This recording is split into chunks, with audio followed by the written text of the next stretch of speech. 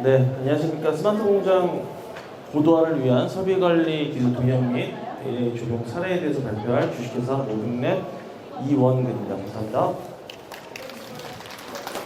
네, 목차는 이제 필요성, 그리고 현실, 미래, 그리고 적용 방안과 사례로 구성을 하였습니다. 네, 첫 번째 필요성입니다. 저희가 너무나 잘 알듯이 제조 설비가 문제가 생기면 품질에 영향을 미치거나 생산성이 감소가 되는 등 천문학적인 경제적인 손실을 입히게 됩니다. 그래서 설비 관리를 잘하는 것이 굉장히 중요한데요. 대부분의 설비가 사용함에 따라서 고장이 나기보다는 예측 불가능하게 고장나는 경우들이 많습니다. 그래서 실제로 고장이 날 때까지 운전하는 경우가 많았고, 최근에 들어서야 주기적으로 예방 보존을 하고 있고, 앞으로는 실시간으로 설비의 상태를 모니터링하고 조치를 하는 예지 보전, 예측 보전이 필수적으로 도입이 될 것입니다. 근데 그 현실은 매우 중요하지만 현실 매우 어려운 문제입니다. 지금 설비의 종류는 굉장히 많고 원리도 다해서 조치하기 굉장히 어렵고, 그리고 보장 빈도가 굉장히 적어서 이를 완벽하게 보수할 수 있는 부분도 적은 상태입니다. 그리고 수십 년 이상의 이 도메인 전문가에 의해서 진단을 했지만 그 노하우는 자사나가 표준화가 되어 있지 않았습니다. 그리고 사실 시장은 굉장히 투자를 잘 안 하고 있는 현실입니다. 대부분 설비 고장으로 가장 큰 손해를 보는 대기업들 중심으로 투자를 했었고, 그리고 고가의 외산 솔루션 같은 경우도 교육을 하였지만 효과를 보지 못하는 경우들, 그리고 설비 증설에 대한 예산이 많이 투자가 되어 있죠. 사실 설비 관리에 대한 예산은 항상 수순이었습니다.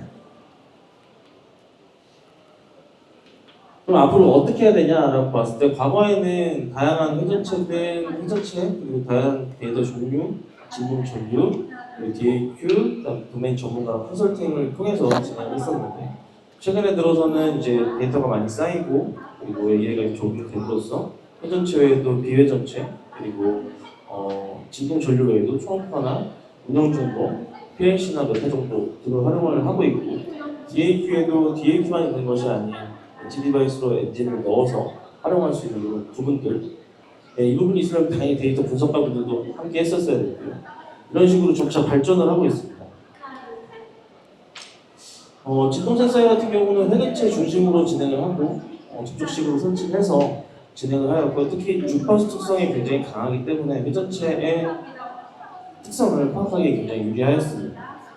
그리고 전류 센서 같은 경우는 실제로 분전반을 접촉식으로 설치를 해서 전류 데이터의 부하 정도를 측정하는 추세를 파악하기에 괜찮았고, 그리고 음향 데이터 중에도 이제 초음파 데이터 같은 경우는 비회전체에도 적용이 가능하고 비접촉식으로 하나의 마이크처럼 보면 되기 때문에 비접촉식으로 설치 가능한 이런 장점이 있습니다.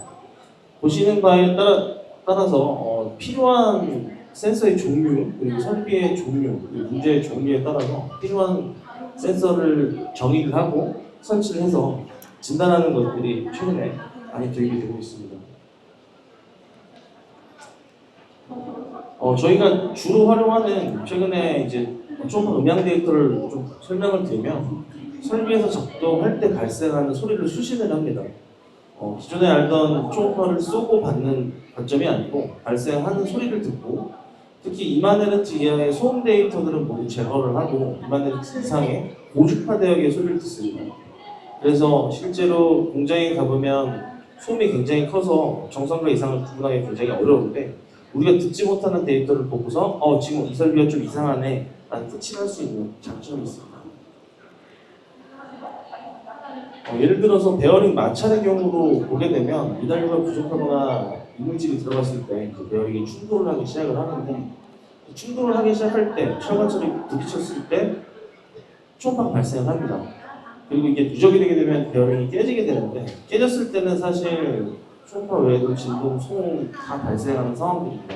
하지만 이미 늦은 상황이죠. 고장은 이미 나버린 상황이기 때문에 이런 전조 증상들을 들어서 예측 정비할 수 있는 시간을 벌고 조치할 수 있다는 이런 장점이 있고, 두 번째로는 이제 비접촉식으로 설치할 수 있다 보니 하나의 마이크처럼 설치를 해서 표면이 곡면인 경우나 고열인 경우, 너무 소형인 설비나 이동하는 설비 같은 경우도 적용이 가능하다 보시면 좋을 것 같습니다. 그리고 데이터 처리 관점에서 좀 보게 되면 예전에는 DAT만 활용해서 이제 데이터 수집 및 통신을 진행했었고 서버에서는 이제 이 데이터를 모두 받아서 이제 또 엔진을 만든다든지 관리라는 조치를 했었는데 이 부분을 좀 분할을 해서 엣지 디바이스에서 일부 학습이랑 추론까지 진행을 하고 정말 큰 문제가 발생했을 때 서버에서 데이터를 분석을 하는 그런 프로세스로 지금 적용을 하고 있습니다. 그리고 이제 데이터 분석 관점인데 데이터 분석 관점에도 항상 이슈가 있습니다. 예를 들면 도메인 전문가분들은 도메인을 너무 잘 아시지만 데이터에서 나온 데이터들을 보고 매칭하는 과정이라든지 이걸 가지고 진단할 수 있는 알고리즘을 만든다는 부분이라든지 부족한 부분이 있고 그리고 도메인 전문가분들 같은 경우는 사실 한 곳에서 굉장히 오랫동안 하시기 때문에 범위가 굉장히 한정적인 부분들이 있습니다. 그래서 항상 데이터 전문가들이 함께 해야 하는데 특히 대기업 같은 경우는 데이터 유출되는 부분 때문에 외부로 데이터를 보내지 못하기 때문에 실제로 데이터 분석가들이 가야 되는 그런 어려움들이 있고 그리고 설비별로 거의 SI성으로 프로젝트로 진행이 되기 때문에 확산적 계약이 굉장히 어려운 부분이 있습니다. 앞서서 슈퍼베이에서 말씀 주셨던 것처럼 이런 이제 데이터들을 가지고 관리하고 적용할 수 있는 MLOps 기능들이 일부 적용이 될 수밖에 없는 상황이고요. 왜냐하면 온프레미스에 설치가 돼야 되고 추가적인 문제가 발생했을 때 그 데이터로 재학습을 해야 되며 적용하고 배포하는 이런 과정들이 있어야 되기 때문에 IT나 OT 부서에서도 일부 시스템을 관리하고 적용할 수 있는 이런 기능들이 필수적으로 도입이 되고 있습니다. 네, AI 적용 방안입니다. 잘 아시겠지만 AI를 적용하기 위해서 데이터가 굉장히 많이 필요합니다. 이론적으로 저희가 알고리즘을 다 만드는 것이 아닌 실제로 데이터 중심으로 데이터에서 특성들을 뽑아서 진단할 수 있는 이런 프로세스들이 좀 진행이 되어야 되는데 이 부분이 사실 굉장히 쉽지 않습니다.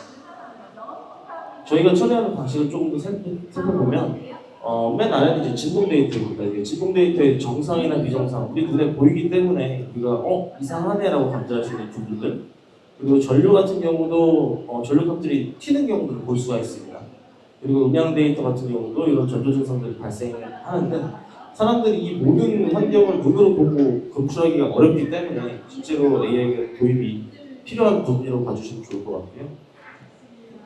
그리고 이 시간에 따라서 이 데이터들이 패턴이 변하는 방식으로 또 추정을 해야 됩니다. 단순히 지금 이미지가 좀 추이가 이렇게 올라가고 있네라는 관점에서 어떤 사람이 판단하는 것이나 혹은 알고리즘을 짜서 룰베이스로 판단하는 것이 아니라 데이터를 전체적으로 다 집어넣고 컴퓨터가 판단할 수 있게, AI가 판단할 수 있게 하는 이런 프로세스들이 지금 필요합니다.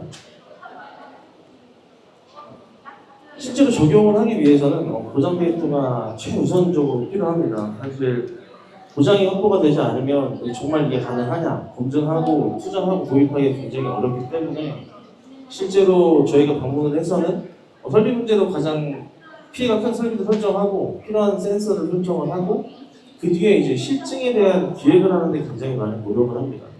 예를 들어서 어떤 특정 문제가 발생하는데 이걸 양산 라인에서 문제가 자주 발생하는 거라면 그 양산 라인에서 문제가 발생하는 설비와 그렇지 않은 설비의 데이터를 비교를 해서 바로 검출을 할 수가 있겠지만 실제로 양산 라인에서 문제가 발생하면 안 되는 상황인 경우에는 웹에서 만들어서 어떤 테스트를 한다던가 혹은 설비 제조사랑 컨택해서 진행을 한다던가 이런 검증 과정을 거쳐야 되는데 이런 과정들이 사실 굉장히 쉽지가 않습니다.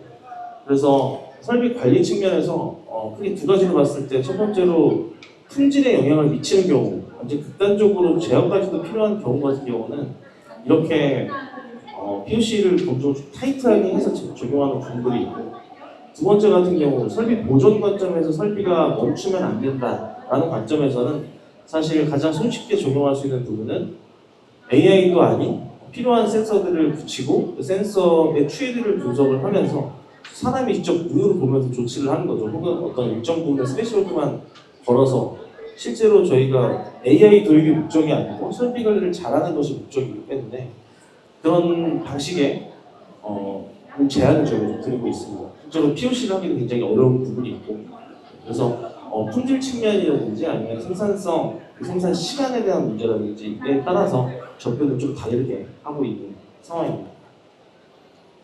기본 프로세스 드리고요.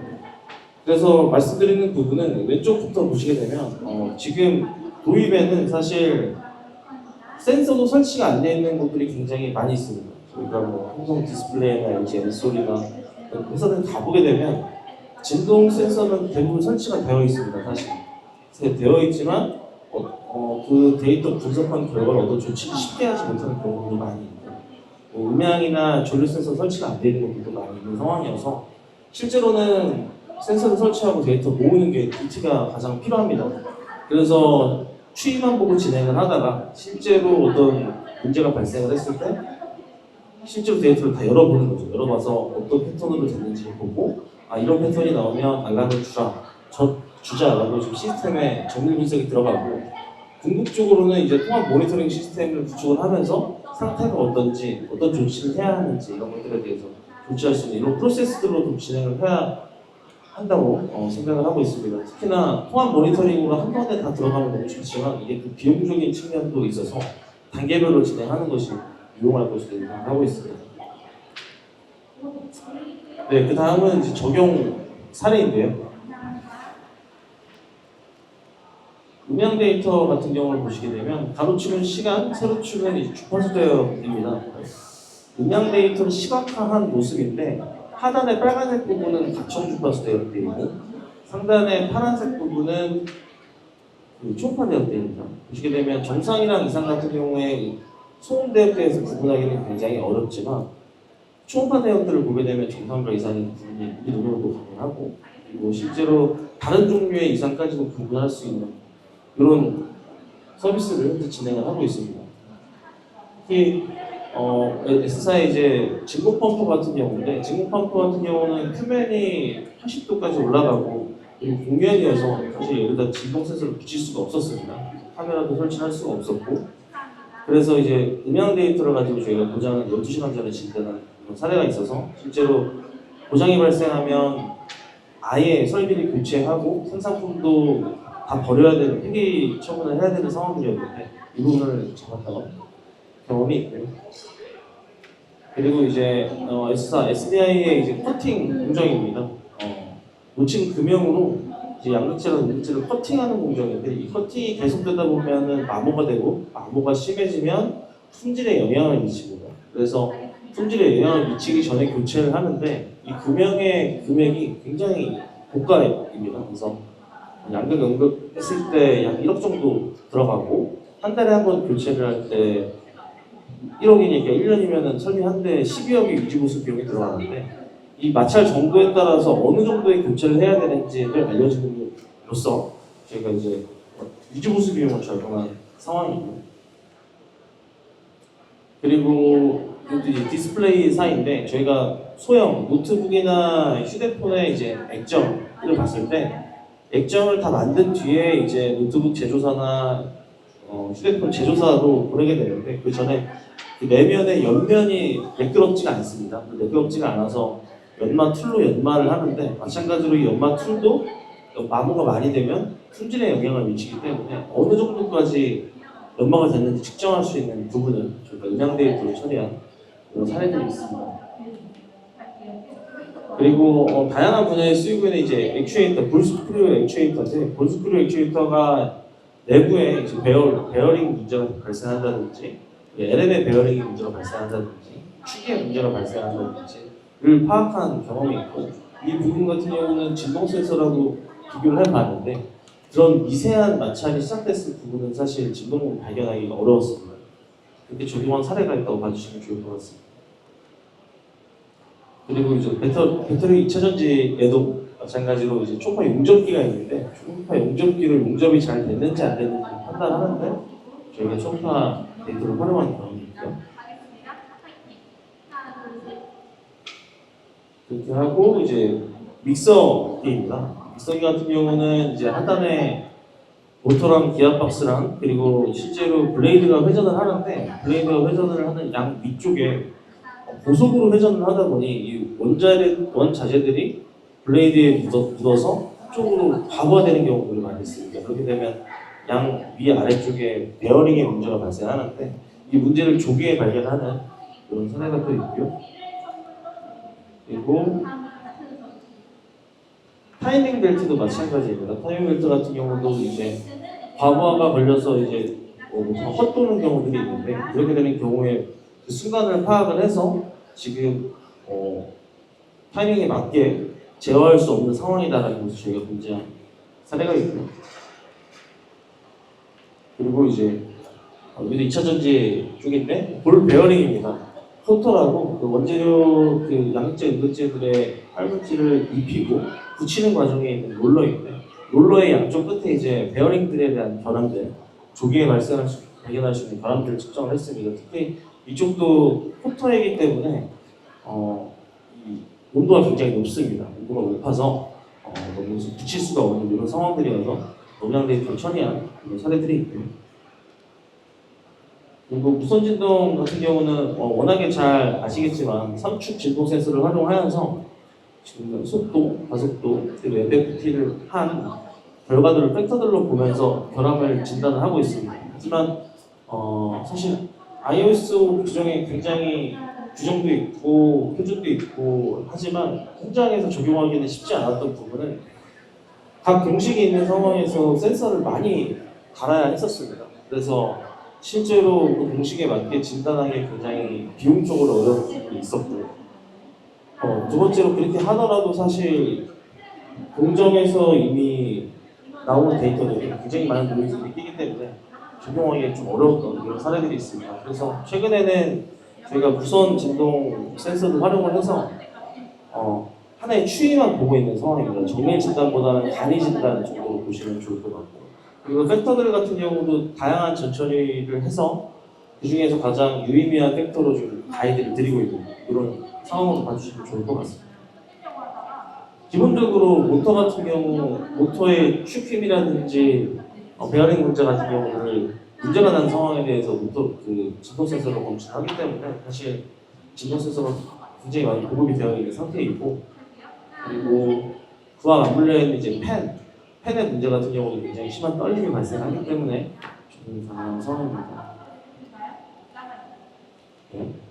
그리고 이제 물류 이송 설비 같은 경우들도 각 축마다 그 무게 부하에 따라서 문제가 생기는 경우들이 다양한데 그 다양한 부분도 각 포인트마다 설치해서 진단이 가능한 이런 상황입니다. 그리고 추가적인 센서를 달지 않고 설비에서 발생하는 설비 내부에 있는 센서 데이터나 혹은 운영 정보 데이터들로 분석을 하는 사례들이 좀 있는데요. 보시게 되면 센서 설치하는 것 자체도 사실 그 가감적으로도 부담이 되시기 때문에 내부 데이터를 활용하는 것을 사실 가장 추천드리고 사실 LG 엔솔이나 삼성 SDI가 작년, 재작년에 진행했던 것들은 대부분 FDC에 올라오는 설비 데이터들로 진단하는 것들을 좀 먼저 진행을 했습니다. 그 뒤에 이제 추가적인 센서를 활용해서 진행하는 부분들도 또 진행을 하고 있고요. 예를 들면 지능형 PID 제어 같은 경우도 굉장히 많이 되어 있고 오토 PID도 있는 것으로 알고 있는데 실제로 이 PID 제어를 할 때 환경이 매우 좋으면 우리가 예상한 것처럼 실험실 환경이라면 가능하겠지만 그렇지 않은 경우들에 있어서 데이터를 기반으로 확인을 해서 PID 계속 값들을 추천해주는 이런 프로세스들을 저희가 현대처럼 한 상황이 있고요. 그리고 지능형 밸브 컨트롤러 같은 경우는 밸브의 배관의 상태가 정상이다.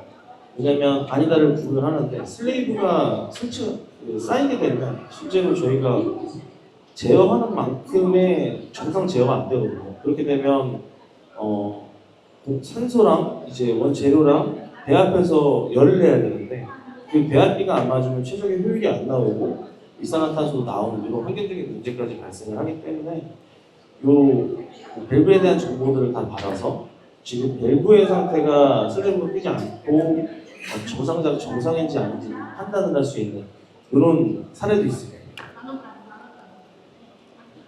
그리고 이제 스토크 부품 같은 경우는 실제로 내부에 추가적인 센서를 달기를 원하셨지만 내부 센서 데이터들이 굉장히 많았습니다. 그 센서 데이터들로 상관관계 분석을 해서 저희가 파악한 결과 품질의 문제가 발생하는 것을 확인을 했고 6시간 전에 품질의 문제가 발생을 했는데 6시간 전부터 발생한 그 생산된 모든 제품들은 다 불량이 났었습니다. 그래서 바로 조치할 수 있게끔 저희가 가이드를 드리는 이런 상황도 있었고 주요 센서 값 같은 경우는 제철에 대한 부분인데 센서 한 대가 억대가 해당하는 그 부분입니다. 근데 그 센서가 그 설비 내에 있다 보니 이 센서가 진짜 고장이 났는 주요한 설비인데 고장이 났는지 안 났는지를 파악하기 위해서 수백 건의 그 운영 데이터들을 분석을 해서 수백 종류의 운영 데이터를 분석을 해서 지금 이 센서랑 관련된 상관관계가 있는 데이터들을 뽑아내고 예측을 해서 이 센서가 지금 정상인지 아닌지를 파악하는 이런 사례도 있었습니다. 네, 제가 준비한 부분은 여기까지고요. 지금 설비 진단에 대한 필요성 그리고 현재, 현실 그리고 미래 그리고 적용 사례까지 설명을 드렸습니다. 대부분 아마 이미 설비 관리에 대해서 굉장히 잘 아실 텐데 주요한 필요한 센서들을 잘 설치하시고 그에 따른 이제 대응 방안이라든지 시스템 도입 같은 경우가 필요하시면 언제든지 연락 부탁드리겠습니다. 감사합니다.